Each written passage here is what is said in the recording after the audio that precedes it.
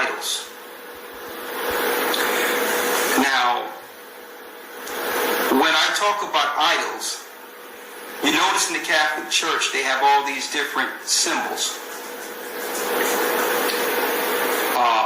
They have a statue of Mary, or what they call Mary, which we know is nothing different than Diana, and the worship of Venus, and the child, which is a representation of Jupiter, or the Yule child of Tammuz of ancient Babylon.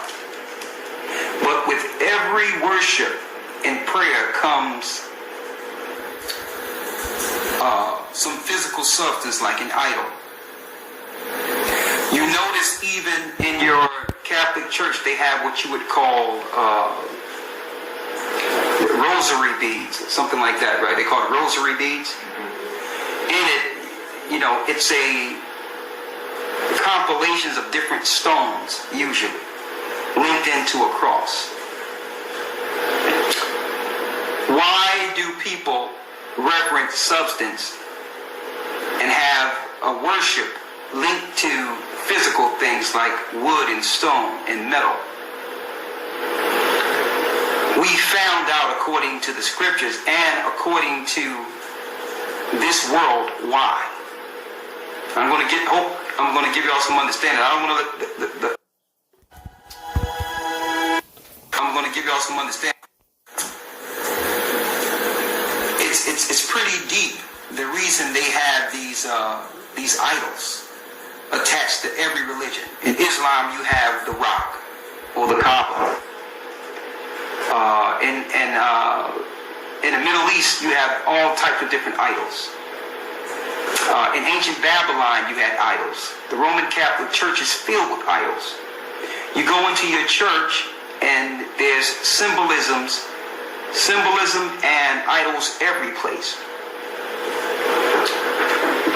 And there was an origin of idols. So let's go to the book of Enoch. We're going into the book of Enoch, and then I'll take you into the Bible and the Apocrypha to show you why the nations did idols. What's significant and why people cannot physically let their superstition and their idols go. And don't forget, Abraham himself, his father Terah was an idolater. All right? So I'm going to show you, according to scripture, why people hold dear to substance. See, it tells us in the commandments, Exodus 20, that thou shalt not have no other God before the Most High. And he explicitly told his people not to make unto them anything that's in the heaven above or the earth beneath. There was a reason for that. What was the spiritual implication of that? Why did the Most High want Israel to stay away from those practices? We'll show you. Why is it that when it comes to substance, be it your ring, or your earrings, or your jewelry, why do you call it precious? Why do you hold dear to these things as if they have life and value material more than life itself? What is your spiritual connection to these things? I'm going to say this. Who is over your jewelry? What people is actually bringing jewelry to you? Why do they promote jewelry? Why this time of year, especially during the time of Christmas? Everything you see is about adoring jewelry. Jewelry itself, Jewry, links directly to the Jewish wizards. Back in old time, there was people who knew how to track spirits in material. They would track a genie, or what you would call in the Middle East a jinn. But they needed physical substance to do it. So you need something. You need earthy clay. You need something that's made of the Most High substance to hold these spirits with different incantations. This practice has been known through the Illuminati powers. That's why they deal with their symbolisms and they build their statues. This practice goes back to ancient Babylon, how to control spirits. And these Jewish powers are not just cutting diamonds. What they're doing, they're praying spirits in a lot of these materials and selling them to you. And you're making unto yourselves idols. But they promote it innocently. It's an innocent promotion, but really you're being controlled by a spirit. There's nothing more precious than the Most High's creation, than what he created, man. So, when the Most High said, do not make unto thee any graven image, he understood that these spirits would be prayed into these idols, and that people will reverence and hold dear other gods and substance opposed to him as the God of all gods. All right? Now, I'm going into the origin of spirits. When did this thing come on the scene of demons in the earth? When did this happen? It happened before the flood. Go to Genesis, the 6th chapter. Genesis 6, and get the book of Jude 1 and 6 and 1 and 13. And get 2 Peter 2 and 4. And also get Job, the 1st chapter, the 6th verse. We wrestle not with flesh and blood. These Jewish powers are sorcerers. This is what you didn't know. The Jewish powers are over the Illuminati. Their secret credo, like I've mentioned the other day in class, their secret credo is to continue their father's Esau's oath he made in Genesis. Once his father died, he would destroy his brother Jacob. That's the secret oath. And that's what they're teaching with a genocide program. The only difference is it's a war being waged against Israel, and Israel don't know who they are. Therefore, they don't know that they're being warred against. So we need to get the origin of this. These people that are over the world, over the bank system, over your thought, over your education, over your religion, that own your banks, these people are sorcerers. You notice their movies, they push sorcery big time.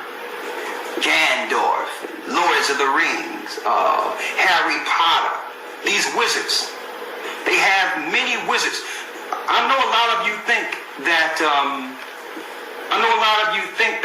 this war against Iraq and Iran, some of you think that these wars are just physical wars with armies, but no. You must first take the spirit and control the spirit of a territory. And they know this before you can take the land. Before they went into Iraq, America sent an army into the palace of Saddam Hussein and found genie bottles. As far as the eye can see in his palace, in one room was nothing but genie bottles or gin bottles. Bottles that held spirits that gave Saddam Hussein power. They had to take his spirits to control the region. We're not wrestling with flesh and blood. Before the Jewish powers took Israel, where were the hierarchy or the spiritual rabbis and sorcerers? They were in ancient Babylon. They were in Iraq, learning ancient witchcraft practices in 1948 before they flooded Israel with Europeans. Do your research.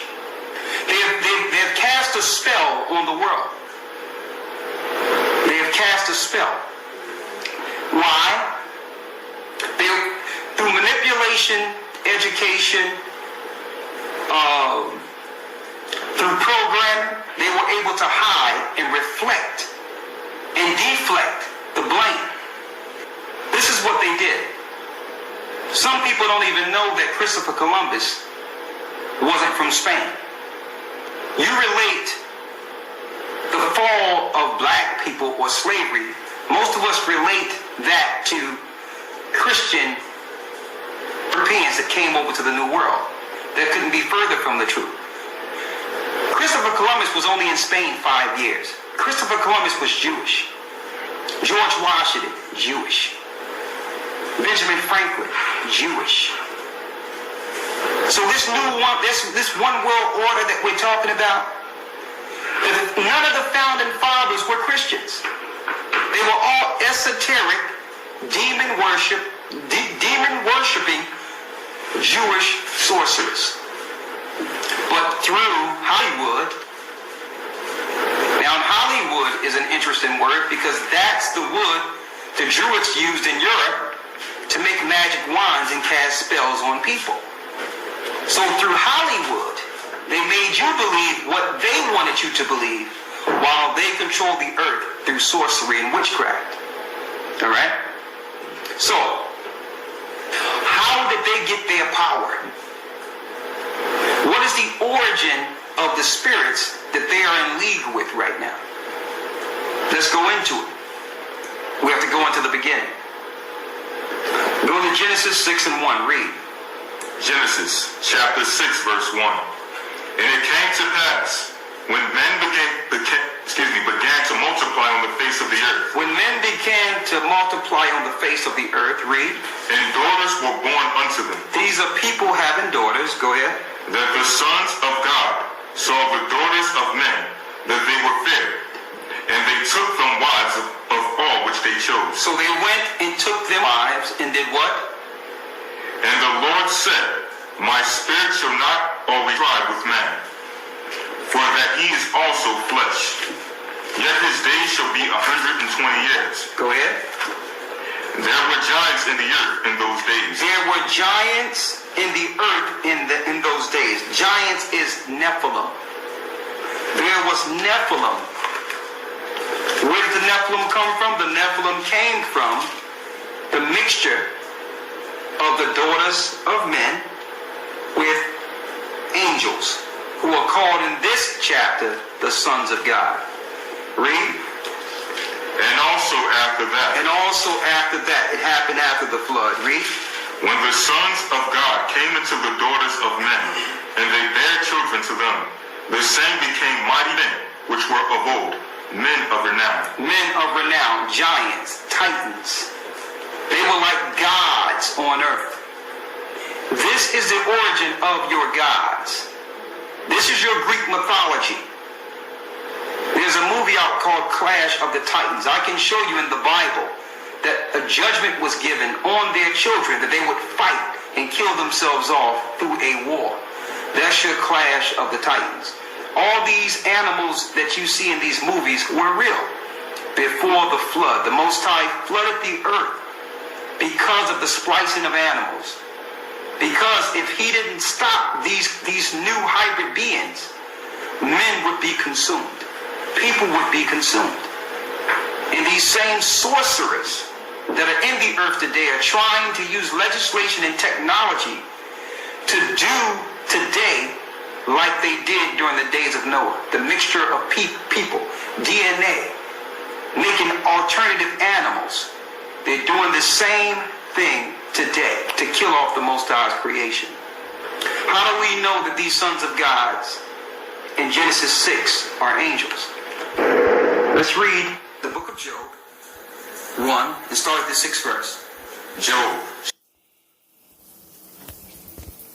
chapter 1 verse 6. Now there was a day. Of gods in Genesis 6 are angels, or gin bottles that held spirits.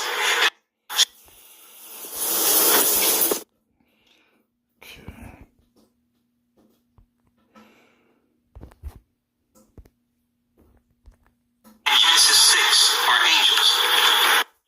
Chapter 1 verse 6. Now there was a day.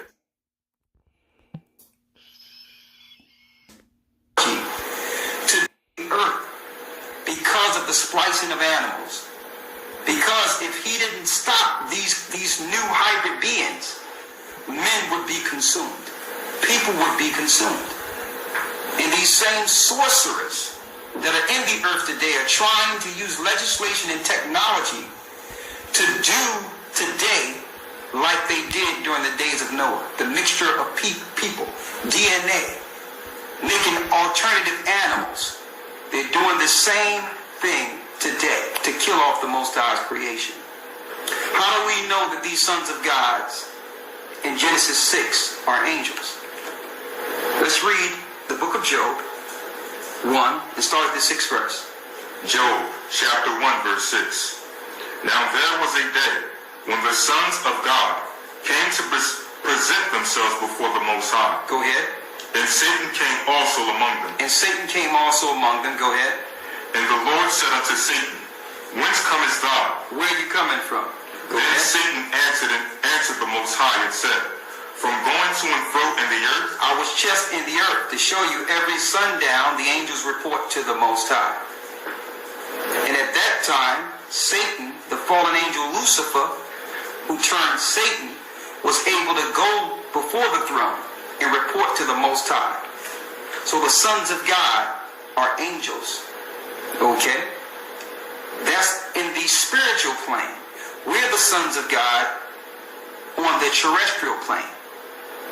The sons of God you read of in Genesis 6 are what they would call extraterrestrial, coming down to deal with the terrestrial. Okay? Now, go to 1 Peter 2 and 4. 2 Peter 2 and 4. Read. I'm gonna stream again in a minute.